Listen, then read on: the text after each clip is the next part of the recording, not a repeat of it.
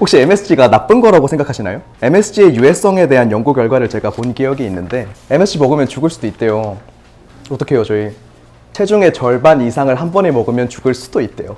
건강과는 사실 어떤 연관성이 없다고 저는 많이 판단을 하고 있고요. 한국에서 요리하려면 감칠맛을 잘 다룰 줄 알아야 되는 근본적인 이유가 있습니다.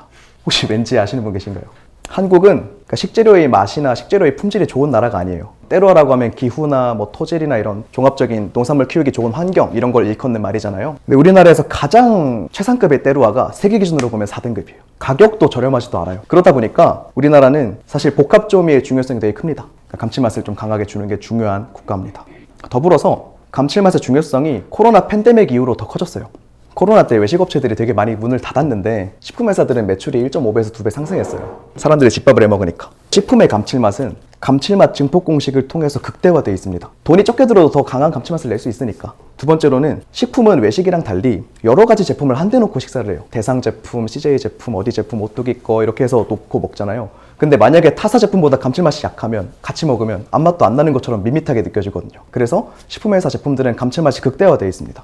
대중들이 이제 집밥을 많이 해먹으면서 가공식품을 많이 소비를 해서 이 맛 밸런스에 익숙해졌다는 거예요. 코로나 기간 동안. 그래서 이제 외식업체들도 극강의 감칠맛을 낼 줄 알아야 되는 시대가 저는 왔다고 생각을 해요. 어쩌면 이제 본론으로 들어가게 될 텐데 인간이 왜 맛과 향을 느끼고 감칠맛을 갈구하는 걸까요? 5가지 맛은 우리 몸에 꼭 필요한 대량 영양소의 맛이에요. 그리고 향은 그 영양소를 기억하거나 찾아 먹기 위한 수단이에요. 그러니까 맛이랑 향은 사실 되게 하나로서 많이 움직이거든요.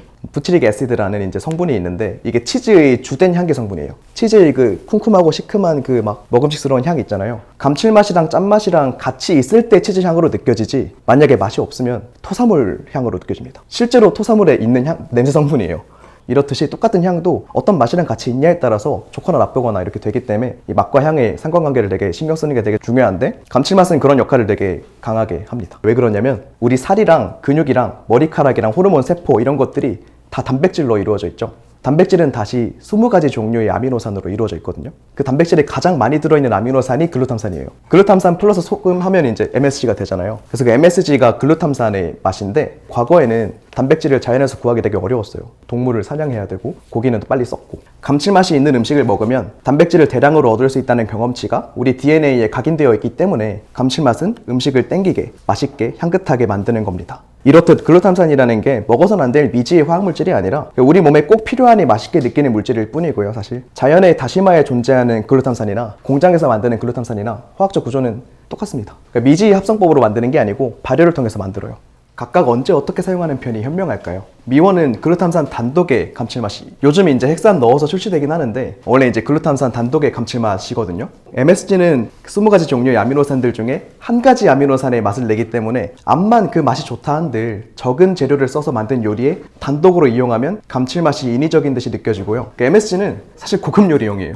재료 많이 넣어서 정성 들여서 만든 거에 감칠맛만 살짝 올리는 용도로 쓰면 좋아요. 근데 다시다 같은 경우에 보시다시피 성분이 엄청나게 많죠. 쇠고기 향 하나 내는 데에도 지금 재료가 엄청나게 많이 들어갔잖아요. 이거 완전 복합점이 조미료인 거거든요, 사실. 오히려 재료를 부실하게 넣은 요리, 그래야 이게 밸런스가 좀 맞습니다. 또 한 가지 팁을 더 드리자면 다시다 쓰실 때 해물 다시다 있거든요. 그거랑 쇠고기 다시다를 섞어 쓰면 좋아요. 고기 감칠맛이랑 해산물 감칠맛이 섞이면 그것도 마찬가지로 되게 복합적인 어떤 감칠맛을 내면서 요리 풍미가 되게 좋아지는 경향이 있더라고요. 만약에 내가 고기 요리를 한다 이러면 쇠고기 다시다를 한 비율 5 정도, 해물 다시다 1 정도로 섞어서 쓰시면 훨씬 아마 요리 풍미가 좋아지지 않을까 저는 그렇게 생각을 합니다. 지금 가장 흔하게 사용되고 있는 게 아미노산계의 글루탐산, MSG고 또 MSG는 그 자체로 가장 맛있는 감칠맛 성분이고요.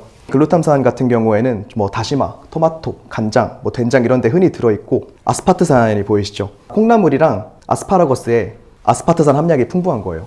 그래서 어쩌면 이게 아스파트산의 맛이 아닐까, 시원한 감칠맛이라는 게 핵산계 감칠맛 성분이 들어있는 대표적인 재료들에는 육류, 멸치, 가스오부시 등이 있습니다. 전통적으로 육수 끓일 때 이제 멸치랑 다시마 같이 넣고 끓이잖아요. 이 핵산계 감칠맛 성분들 같은 경우에는 MSG랑 만났을 때 MSG의 감칠맛을 증폭시키는 효과성이 있어요. 많게는 30배까지. 이제 뭐 예를 들어서 뭐 표고버섯에 들어있는 구아닐산이나 멸치에 들어있는 이노신산 뭐 이런 것들이 다시마랑 같이 끓였을 때 다시마의 MSG 감칠맛을 증폭을 시킵니다. 국이나 그런 거 끓이시거나 요리하실 때 이걸 복합적으로 사용하는 게 되게 중요해요. 그래야 감칠맛 증폭 효과가 일어나면서 되게 요리가 맛있어지는. 마지막으로 유기산계 감칠맛 성분인데요. 호박산 이나트륨이 여기에 속합니다. 홍합탕 특유의 조개 감칠맛을 내거든요. 새우 머리로 비스크 소스 같은 거 만드시잖아요. 저라면 비스크에 좀 넣어볼 것 같아요. 그래서 이제 호박산 이나트륨이랑 MSG를 복합 사용해서 비스크 소스 감칠맛을 좀 강화해 보시면 어떨까 추천을 드리고요. 진짜 중요한 부분, 감칠맛 최대 30배 증폭시키기. 앞서 말씀드린 대로 핵산계 감칠맛 성분은 MSG랑 조합 시에 감칠맛을 증폭시키는데요. 핵산계 감칠맛 성분에 고기, 생선 이런 것들에 많이 들어있는 이노신산이 있고 표고버섯에 절대적으로 많이 들어있는 구안일산이 있어요. 핵산 IG라고 해서 이게 이노신산이랑 구안일산을 1대1로 섞어놓은 거예요. 다시마에 멸치, 표고 이렇게 우릴 필요 없이 이미 어떤 요리 하시든 간에 거의 감칠맛 좀 있을 거잖아요. 거기다가 이거 조금만 추가해 보시면 감칠맛이 엄청 증폭됩니다. 이론상 MSG랑 1대1로 조합했을 때 이노신산은 7배, 구안일산은 30배 감칠맛 증폭 효과를 냅니다. 1대1로 조합하면 최상의 효과가 나긴 하는데 식품업계에서는 이렇게 써요. 9대1로 써요. 사실 9대1로 써도 5배, 20배 증폭되잖아요. 내 요리에 MSG가 얼마나 들어있지? 계산을 못하기 어려우실 수도 있잖아요. 그러신 경우에는 그냥 만드신 소스에 0.3에서 0.7% 정도 핵산 IG를 첨가해 본다고 생각하시면 됩니다.